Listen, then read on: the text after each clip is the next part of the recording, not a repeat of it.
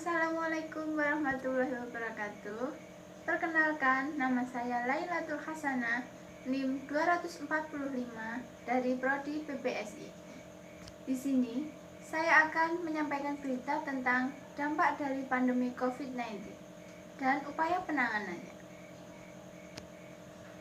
9 bulan lalu, tepatnya pada 2 Maret 2020, Indonesia melaporkan kasus pertama infeksi virus corona penyebab COVID-19. Saat itu, Presiden Jokowi mengumumkan adanya kasus 1 dan kasus 2 COVID-19 yang teridentifikasi pada seorang perempuan berusia 31 tahun dan ibunya yang berusia 64 tahun.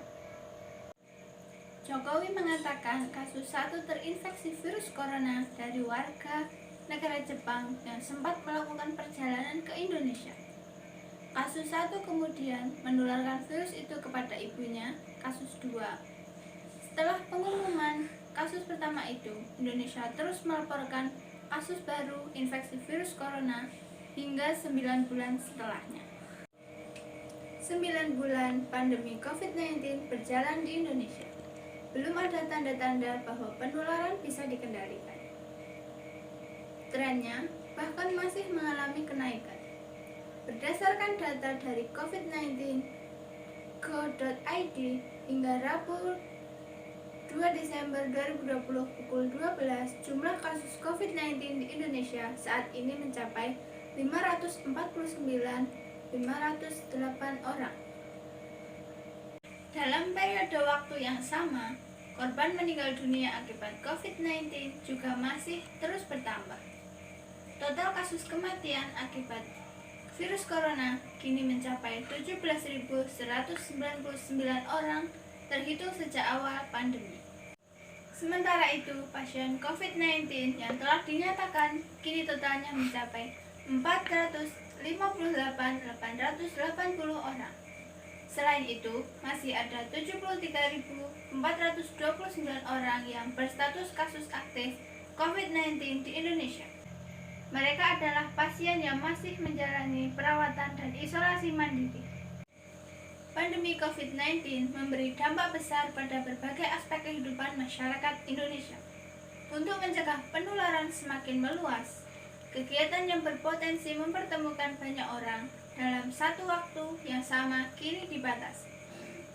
Kegiatan-kegiatan yang dibatasi antara lain bersekolah, bekerja di kantor atau pabrik, menonton film di bioskop, dan menghadiri konser musik.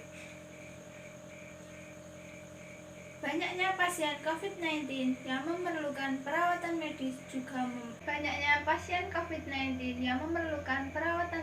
juga membuat dokter dan tenaga kesehatan lain mendapat beban kerja ekstra. Di masa pandemi, para tenaga kesehatan adalah orang-orang yang berjuang di garda terdepan penanganan COVID-19. Berikut adalah dampak-dampak yang ditimbulkan selama 9 bulan pandemi COVID-19 berlangsung di Indonesia. Tingginya angka kematian dokter. Berdasarkan data yang berhasil dihimpun oleh Tim Mitigasi Pengurus Besar Ikatan Dokter Indonesia atau PBID, per 28 November 2020 pukul 00.00 WIB, terdapat 180 dokter Indonesia. 1. Tingginya angka kematian dokter.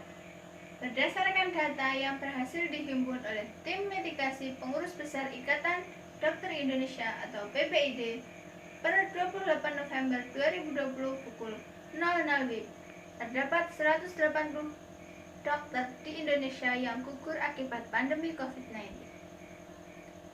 Dia mengungkapkan, berdasarkan data Bank Dunia, jumlah dokter di Indonesia terendah kedua di Asia Tenggara, yaitu sebesar 0,4 dokter per 1.000 penduduk.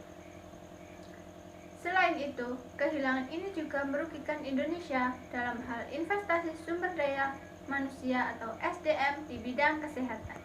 Sebagai upaya untuk mencegah penularan virus corona semakin meluas, Kementerian Pendidikan dan Kebudayaan atau Kemdikbud mengambil kebijakan penerapan pembelajaran jarak jauh atau PJJ.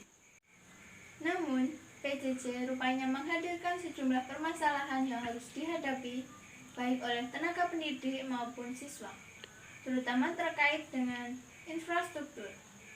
Permasalahan tersebut antara lain ketersediaan listrik dan jaringan internet.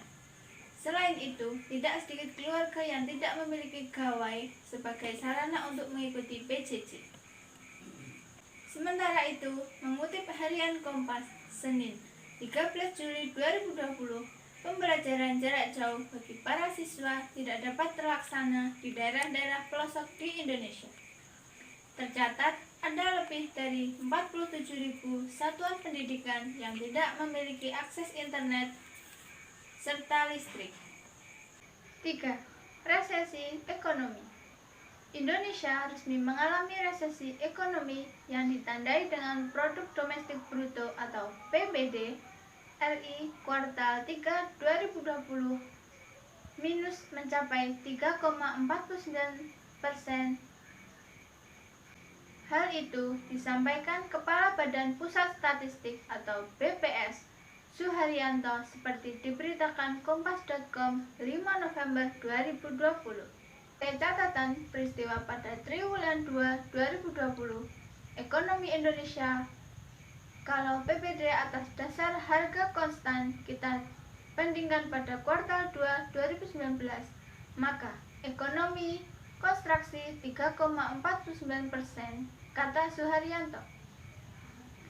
Dikutip dari Kompas.com 20 Oktober 2020, dalam catatannya tentang setahun ekonomi, dikutip dari Kompas.com 20 Oktober 2020, dalam catatannya tentang setahun pemerintahan Jokowi Ma'ruf Amin, pengamat ekonomi dari Indef, Bima Yudhistira Adinegara mencatat salah satu penyebab permasalahan ekonomi tahun ini adalah pandemi COVID-19. Bima mengatakan, pertumbuhan ekonomi nasional mengalami penurunan akibat terlambatnya respons penanganan COVID-19 yang dilakukan pemerintah. Sebagai perbandingan, Bima menyebut Cina yang merupakan negara asal pandemi justru mencatatkan pertumbuhan ekonomi positif, begitu pula dengan Vietnam.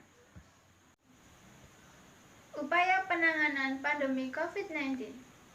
Pemerintah melakukan banyak hal untuk tetap melindungi dan meringankan beban masyarakat dari dampak pandemi beserta dampak ekonomi yang ditimbulkan. Dikutip dari web resmi Sekretariatan Negara, pemerintah juga mengalokasikan anggaran awal sebesar 203,9 triliun dan sekarang menjadi 239,58 triliun untuk mendukung upaya-upaya tersebut, khususnya untuk klaster pelindungan sosial. Dana tersebut direalisasikan ke berbagai program seperti PKH, BPNT, Sembako, BST, Kartu Prakerja, BLT, Dana Desa, Banpres Produktif untuk modal kerja, subsidi gaji dan diskon listrik. Namun, Presiden Joko Widodo melalui sebuah pernyataannya mengaku belum cukup puas terhadap upayanya dan sebuah program yang telah digulirkan. Sebab, menurutnya, masih terdapat potensi peningkatan yang dapat dilakukan dari upaya-upaya itu. Terkait hal itu, Presiden mengajak masyarakat untuk tidak ragu dalam memberikan usulan-usulan terhadap perbaikan kebijakan ke depan. Kepala negara juga telah memerintahkan Menteri Dalam Negeri untuk membuka keran masukan terhadap kebijakan-kebijakan. 7 bulan penanganan pandemi memberikan banyak hal yang dapat dipelajari dan disesuaikan dari waktu ke waktu. Menurut Presiden, solusi terbaik untuk menangani pandemi ini harus dikembangkan dan dicari. Apa yang dinilai sebagai solusi terbaik yang sudah diterapkan di suatu negara belum tentu dapat diterapkan persis di negara-negara lain, karena perbedaan kondisi di tiap-tiap negara. Dalam kesempatan tersebut, Kepala Negara menyampaikan apresiasinya kepada para dokter, tenaga medis, TNI, Polri, hingga ASN yang hingga kini masih berjibaku bersama untuk membantu penanganan pandemi ini, sekaligus mengingatkan masyarakat akan pentingnya berdisiplin menerapkan protokol kesehatan. Tidak kalah pentingnya adalah peran serta masyarakat untuk berubah, menyesuaikan diri untuk menaati protokol kesehatan, tuturnya. Terakhir, Kepala Negara memanjatkan doa dan berharap agar bangsa Indonesia dapat segera melalui ujian dan tantangan ini. Sekian, terima kasih. Wassalamualaikum warahmatullahi wabarakatuh.